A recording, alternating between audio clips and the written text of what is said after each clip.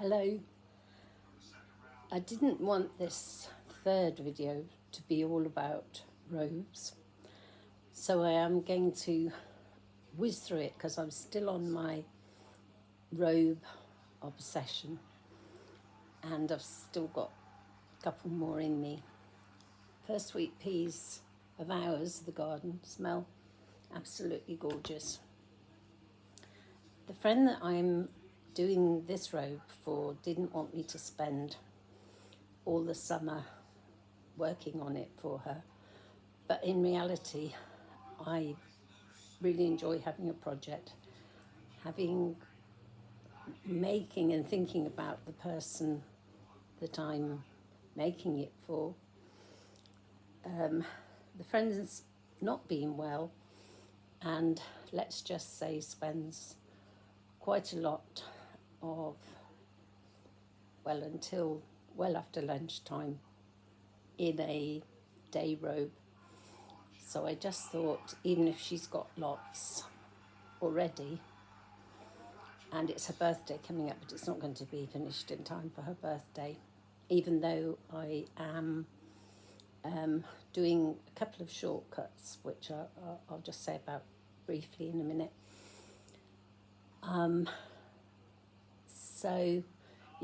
We've got room to talk because we had the boiler service this morning, and it was like with the chimney sweep when he wanted to book for next year, and he'd come at 1:30 and was saying,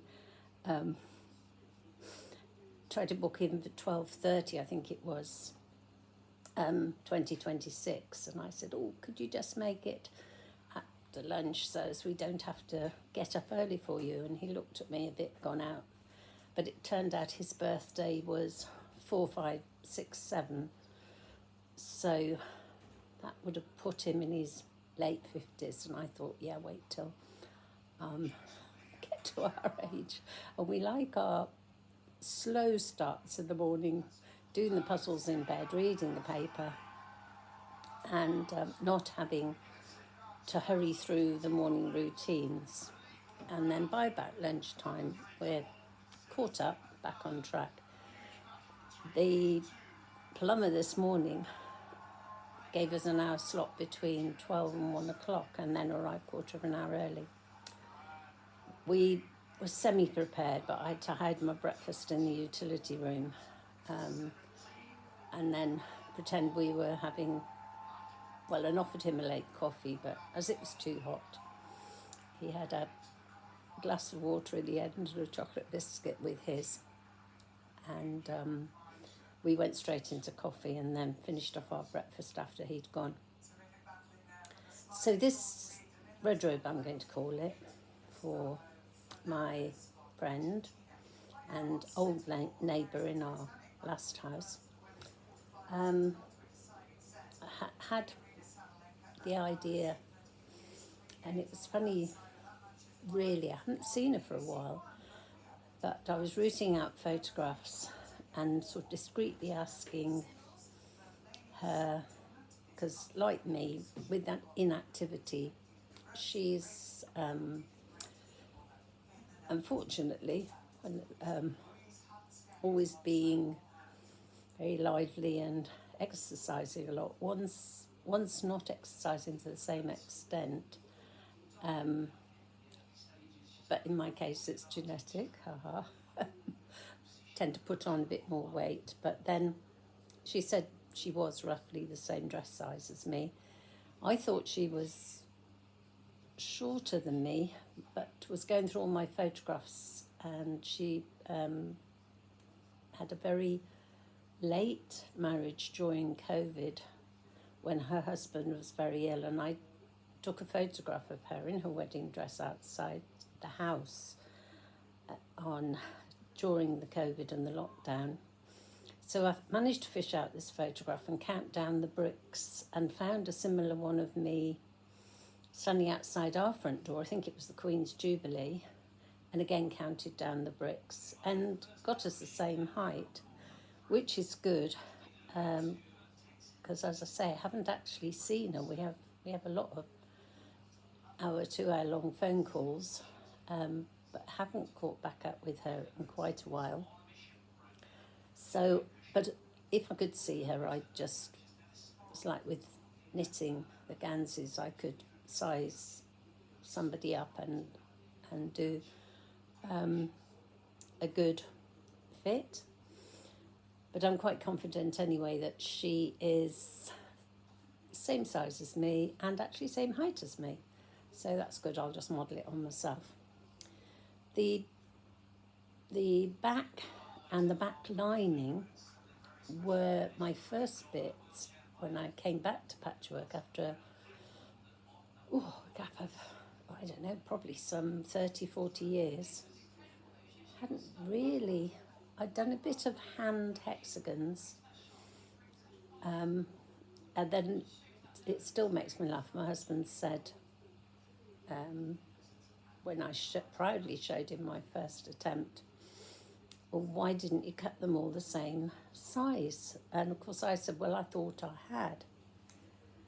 So the bit I'm going to use for the lining is this first bit, which doesn't match up very well, because actually these 5-inch squares approximately were my first attempt. I didn't realise how precise you had to be. What I now do, so that's all, was all stitched together, and it was a cover for a lap, sort of half duvet really, for the garden swing. But I'd still got some of this material left, but I'd forgotten how much it uses. And I'd always wanted really to remake this, because it did annoy me how out it was. There's a very obvious out bit there. And it almost looks, oh no, they're not quite the same next to each other. But the other half of the duvet cover, half duvet cover, was the second attempt where I'd learnt to use the cutter, and it was when I sort of stumbled on the idea of having one big square but 4 little ones randomly. The only thing, and this is going to be the back because it's the right number of squares just about. However, the first actual robe I made on the first video out of K Facet jelly roll, was it, or fat quarters, and already cut 5-inch squares with pink shears edges. I did remember last night what happened was, because I'd already done this one, I was going to stitch 4 5-inch ones together, then exactly trim it down with my cutter just here. I can't just show you this at the minute because I'm going to change the camera around and show you that in a minute, but I didn't actually have to cut the 5-inch squares. They were already cut for me, so I just sewed them together and then made up a 10-inch square, which actually finished off at 9.5, or was it 8.5? 8.5 going on 9. Then I decided not to use the cutter. I think I was getting frightened of it. The amount of pressure I have to put on the cutter at the side, and my hands aren't awfully steady. I'm just too worried about cutting myself. I'm not on blood thinners at the minute, but have been, and I do need to try and keep my blood thin. So I'm just a bit worried if I slipped, be a bit of a disaster waiting to happen. So I make just one template, which I do use the cutter for, and then I cut with scissors the others. Also, I should just go over and show those in a minute. They're on the ironing board. But anyway, to go back to this one that I was going to use for the back, because it's got the right amount there, probably about 1/4 of an inch bigger than the first one I made for myself. But I'm thinking I can do wider seams, and as long as they match up down the sides, I can take a bigger hem on. I can counter the fact that these original squares were, for some reason,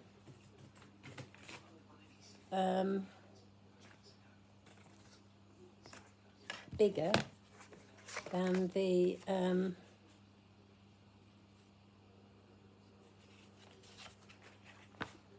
K Facet. That came with the K Facet one, so that was the 5-inch, or the stack was in. Actually, they're the same size, so I don't know why I had such a to do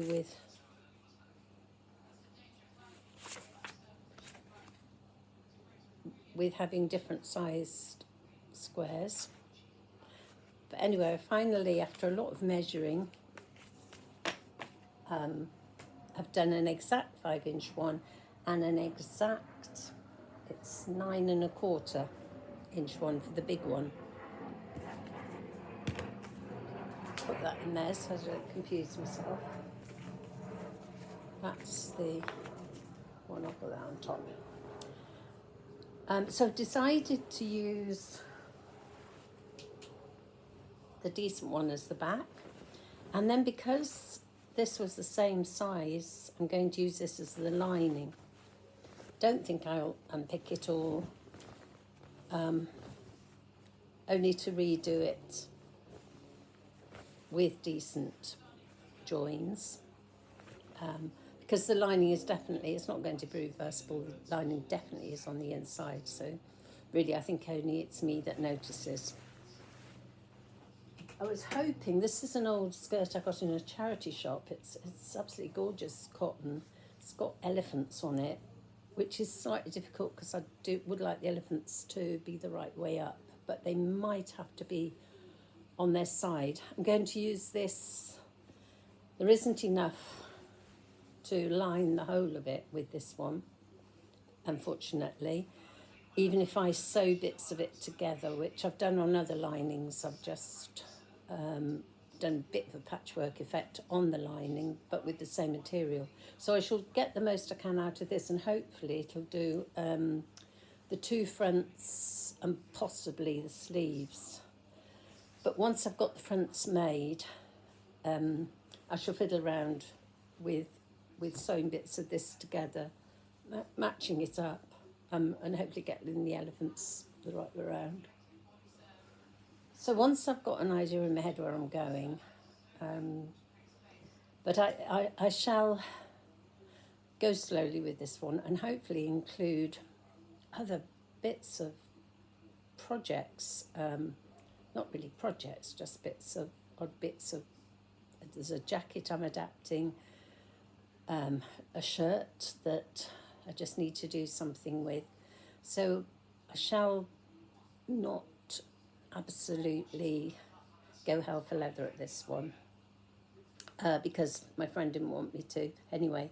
But having said that, we're looking after our youngest daughter's dog for possibly up to 10 days in a week's time. She's fairly lively, and actually just a good opportunity to stay home and sew. I mean, we'll make sure she has, well, depends how hot it is really, a good walk every day, even if it's early morning and evening. And then she's quite happy. She's a Labrador, so she'll just lie down and sleep. Our downstairs basement's very cool, and the gazebo on the north side, that also stays cool in this, if the weather's going to be really hot.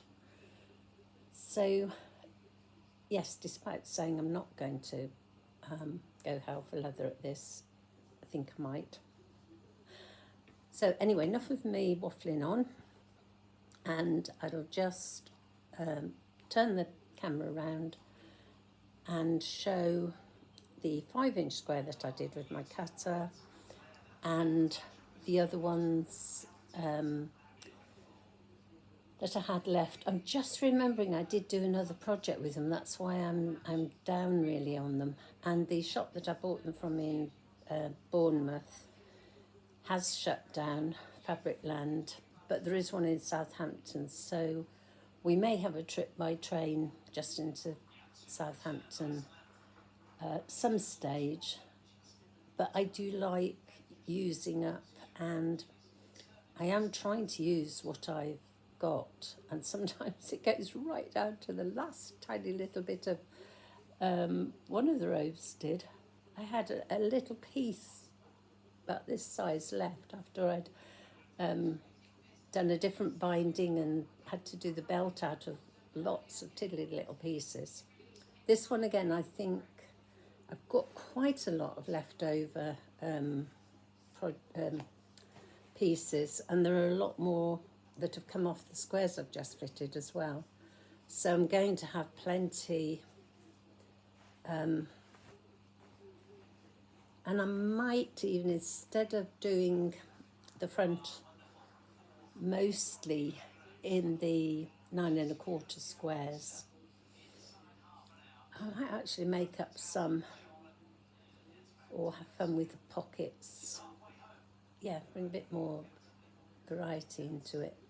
Because I did find with the one that I did, the last one that I did for my daughter, I did keep that, the whole lot, just to the large squares. Apart from on the sleeve, there were 4, and then obviously the binding, but I did that in longer strips. I don't know whether that was why I wasn't quite as satisfied with that one. But then having washed it, pressed it, it took me 2 days to keep pressing it. I'm now happy with it again, and was over the moon when she said she would like it. So hopefully we'll be seeing her soon. It's quite heavy actually with the lining, even though it's supposed to be a summer one and it's cotton. Instead of posting it off, but I might just take it that's just hanging down here, because I've just been pressing it before I ironed out the material to cut into the squares here. Right, so I'm just going to turn the camera around for this first introduction bit. So inside the ruler and on the cutting board is the 5-inch square, exactly cut with the cutter, and the 9 1/4 behind it. And then what I've done is use that for them as a template. So those are just the few 5-inch ones that I'm going to use in the sleeve at the minute. So I've just finished ironing and then cutting on the ironing board the 9 1/4-inch ones, which are in a pile just there behind. There's the finished and twice pressed robe waiting to go off to my eldest daughter. I almost regretted washing it because I had washed the lining, and with the squares I always use the steam iron, so in fact the steam cleaning the squares that you use on the front and all the material used on the front anyway. But I think I got worried about whether the colour would run, so I thought I ought to give it its first wash. But then it did take a lot of pressing out because of the way I've sewn the lining in. But anyway, after ironing it damp yesterday and then finishing off steam pressing it again today, I'm quite pleased. I think the belt's still a bit long, but apart from that, pleased with that one. And it might need just a bit of the stitching on possibly the belt and around the binding at the front. I did have it in mind to perhaps do some borrow stitching on some of the squares, just because I like that effect. But as the daughter, she's a big crafty seamstressy person anyway, I might just give her a handful of my embroidery cottons I was going to use. I've got quite a lot to use up, but I've also been buying up some more. So I've got quite a tub full of them. And just to bring out, although possibly it doesn't need it, just a bit of emphasis.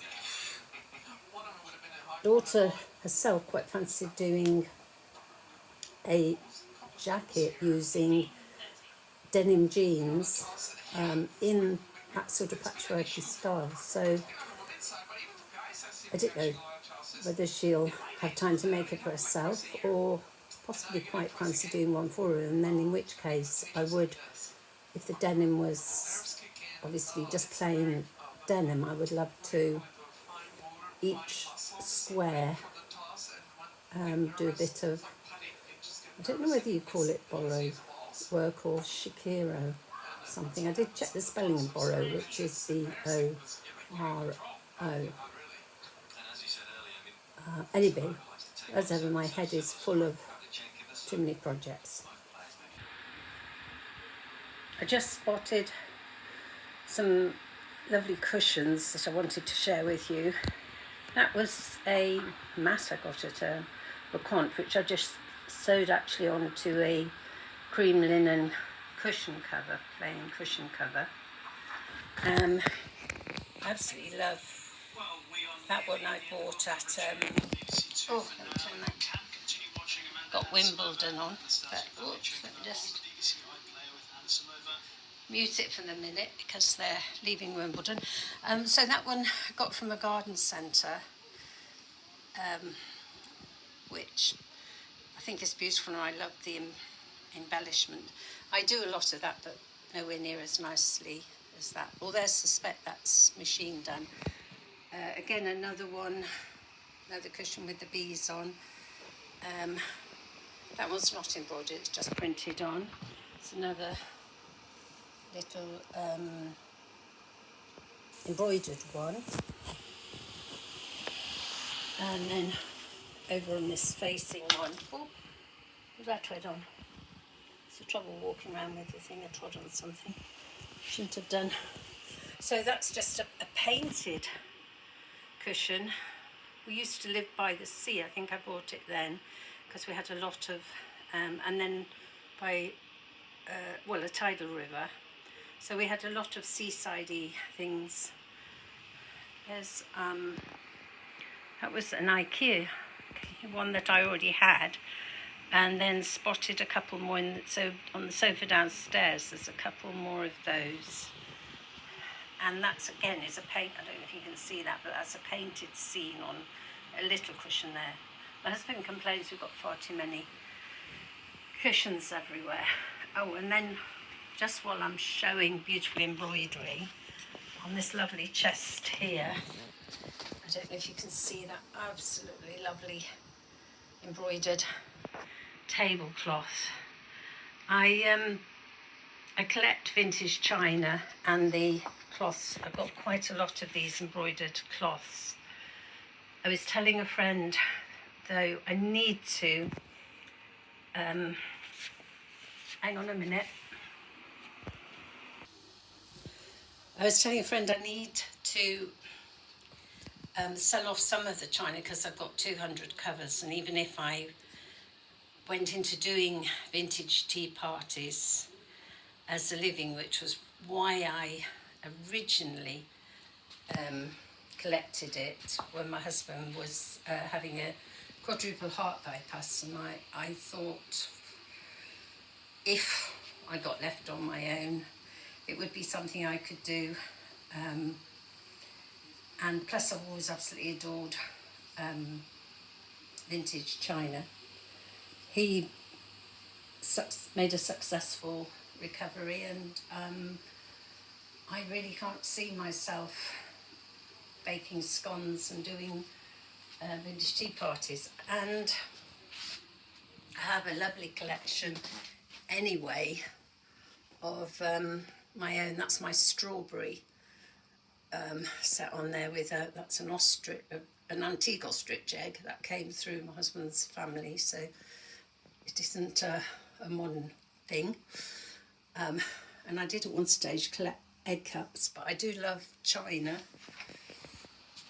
And this is my real favourite, which was Mum's. It's a coal clough. Oh, I don't know if you can see those behind my sewing pots, but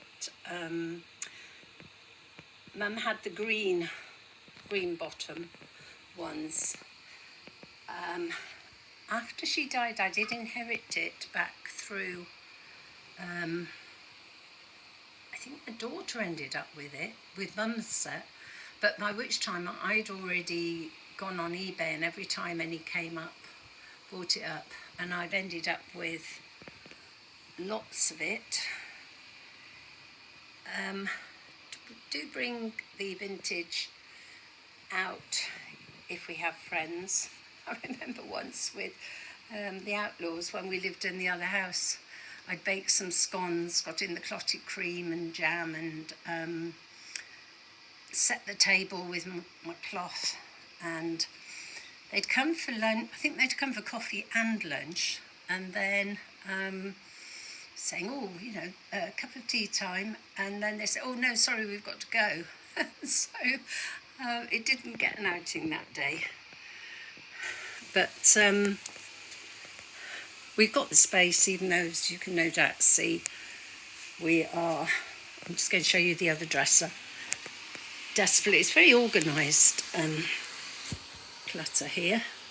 This one was china, the blue Fantasia, I believe. Kay Fassett did a painting of one of these plates, so I thought, snap. This was my husband's aunt's college set, she called it. So that was in 1930s. I think it was about 1932. We acquired that, and again, some of the pieces, well, unfortunately, some of the pieces are glued together and chipped, whereas with all my other china, I don't, I used it as mosaic if it was chipped, so all the other china is no chips, no cracks, but this one, but I think there probably is, because it is such an old one, there is, I'm just seeing there, I put an odd top on that I think it wasn't the right top, and it got put on that coffee pot, which was a later acquisition, as were some of the plates. When we had a guest house, I've got quite a collection of sheep. That was, when I talk about my obsessions, my husband always jokes can't believe he's lasted so long, because I tend to have these, I call them my obsessions, and then I just move on to something else. So he said, well, you know, but yeah, we sort of have too much history to do anything other than we jog along all right. We complement each other. That's Mum's dresser. When we moved here, we just sold a holiday place that we bought when Mum died with the money she left, and this was her dresser, which was in our holiday place. So we moved here with two lots of furniture, really. And another thing of mine is old furniture, so that we call the monstrosity. Just got, still got Wimbledon on, yeah. So that's another lovely piece of furniture. We have had to either move on, or some of the lovely pieces of furniture we've had in other houses, reluctantly, but you just run out of space. The other thing I just must show you, because I had a thought trying on to this video. This is an absolutely gorgeous felted picture I bought in Worthing. It was a guy doing it, and he was the biggest guy with I thought my fingers were very large. He was the largest fingers, and he was doing this intricate felt work, making the, don't know if you can see the seagulls, the sort of little balls, and they're flying out from the picture. This is a picture of, oh crumbs, is it the Seven Sisters in the Coast Guard cottage. I didn't realise I was going to do that. I should have checked my facts. I'll have to edit it if that's not right. I have done some, but I was going to show pictures around the place on another day. I have done some felted pictures, but mine are sheep and cottages, Scottish cottages, sometimes with red roofs, on the style of an artist, again, Joe, again, I shall have to, if I'm going to do this, I will have to get the facts right. There's another, it's a print of the Seven Sisters, but I think I had to add some bits on. It was in the, I think, the Sunday paper, so to go over the writing. I can't quite reach, but there's my husband's pen and ink sketch of Comer's Hill, on another wonderful bit of furniture we actually brought with us when we had guest house in Stratford, so we always call it the Chadwins piece, but a wonderful bit of carving which you can't see. We had to move everything when the boiler man came and put the sofa back as oh, and I started off showing cushions, so that was another one we had when we lived in Devon by the sea. That's a painted cushion cover, and I think it's just a sort of printed one. That's flags, obviously, on a just printed thing.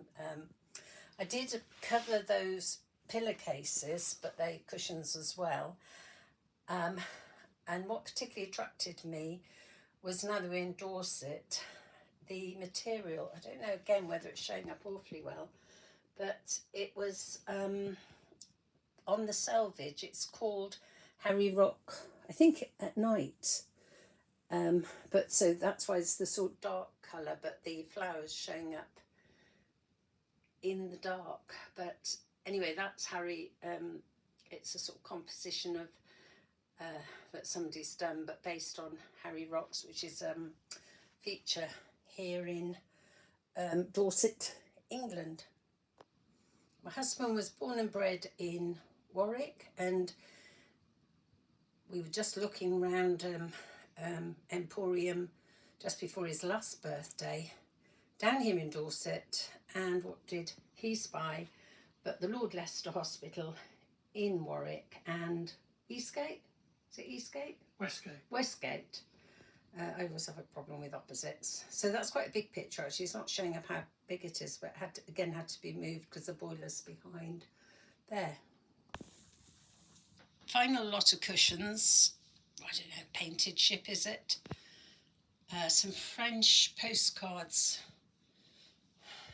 just behind in a frame, and some, again, postcards of Devon where we used to live, or the Burr Island, Thurstone Rock, Hope Cove, and not sure about where that one is. And then the two other same as upstairs, IKEA cushion covers, and then finally a painted on, similar to one of the others upstairs, lighthouse, with fabric paint, all very lovely. Oh, and then just alongside here is, I think I might have showed it in a previous video, but that was one of four. That's the only one I got round to felting for the garden, for the chairs outside. I did some felted cushion covers, but actually did a felting creation on that one. And then I've just, another thing, we'd have to draw them. Did these in the other house, I think during lockdown. in collecting all the china and tablecloths, I collected a lot of tray cloths. So this is one of the curtains. There are 4 of them just in here that I stitched the tray cloths on. Somewhere still packed away, I've got some, I mean, the embroidery is beautiful. It's a shame they'd spend most of the time closed. And I think this was the second lot, because I think the daughter had 1 lot. And then I decided I did need them for, if I was going to do vintage teas, I did need them. I was going to get hold of a load of wooden trays, and I would need them when the vintage china got an outing. I keep saying I'm finally, but on this footstool is a weaving that I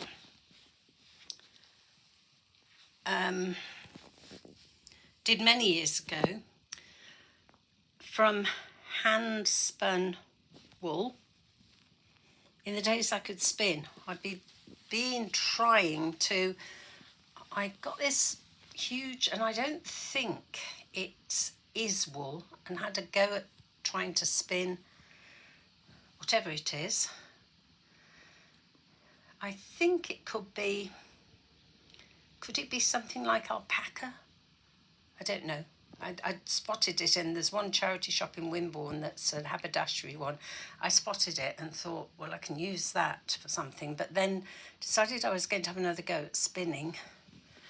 Seem to see down there that I have done just 1 spool, very thickly. I spin like everything else I do. I'm very clumsy, and but anyway, sorry, just to go back to this one. I had a table loom, I think it was called, but I can't do it anymore, it gives me backache. That was done on, so it was warped up in cotton. But the thing I love about that was Mum had a walnut tree in her garden, and with walnuts, using the hulls, you don't have to mordant the wool first. You can just boil up in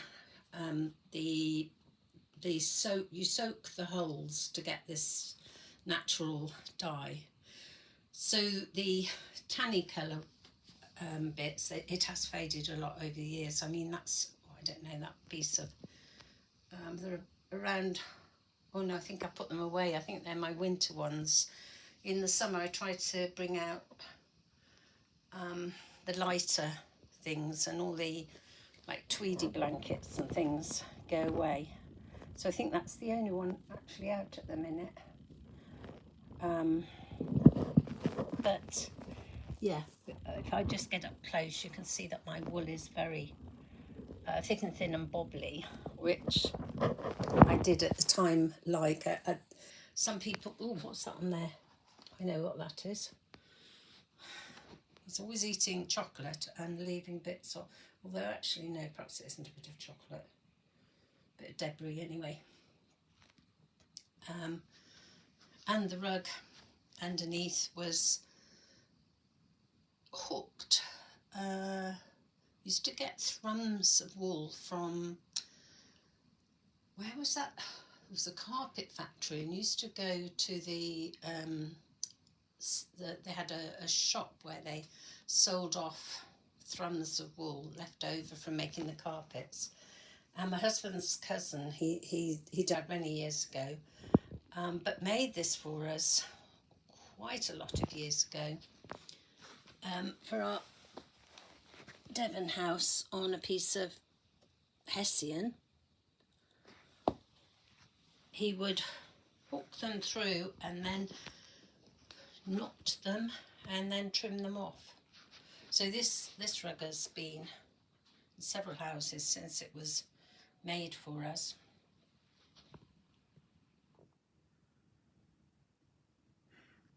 So these last 3 little mini shots got out of order because I lost the volume. So this one is one of my felted pictures. I'm hoping to just add on me doing a picture just to show you what I do. Oh yeah, I remembered I said about that one as well. My husband said I got the shade on the trees on the wrong side if the sun was going to be there. That was inspired by a Scottish artist, Joe Lomo, an exhibition of his paintings, but with my own take on the fence with the sheep and the trees. It was the red roofed cottages I particularly liked. This one is my most favourite view ever. It's taken from the cattle grid as you come into Eltwater in the Lake District of the Langdale Pikes. Again, lots of years ago, my husband, as a birthday present, got someone called Betty Holden. Let me just check. Betty Holden, yeah. To paint that, I think from a photograph that we'd taken, although she did do a lot of Cotswold Lake District and somewhere in France, I think, as well. She used to, but this is, I think we're talking about 30 years ago, potentially. Hanging above my Grand's bureau with the, oh, I was just going to say what it was called and it's gone out of my head. Oh, it's a bit dusty. That's showing up even on the video. What's this? This ware? Torquay? What's the... I can't remember because it was your mum's, wasn't it? And then again we got some other bits. What's the china called? Is it Torquay ware? I'm losing it now. Just what it's called. But above this picture is, oh, and I'm getting the reflection of the iPad on it, is one beautiful one Mum did. It was on Uncle Duncan's parachute silk, then painting on it, must have been fabric paints, I think, rather than watercolour paints, then embellished with embroidery. She did a few like that, and this was the one I inherited or chose. I was torn between another one that was a mass of flowers, a much larger one, but went for that one. Right, the two sleeves and the red lining, and that's the back, and then that's going to be the front lining on there, and then those are just the 4 trays of the washed fleece, now waiting to go through the drum carder. And there's the 2 fronts in the process of being sewn up here in my craft room, which is, I've sorted the sheets out actually for, I was going to say it's looking slightly tidier because I needed to get in the chest to sort some sheets out for layering the fleece, tacking the fleece into to felt it. Hello. Well, finally, here's the finished object. I do hope she likes it. I've been having a few doubts over the weekend, but anyway, finally finished. Pockets attached, and a new way of doing them, which I think works quite well.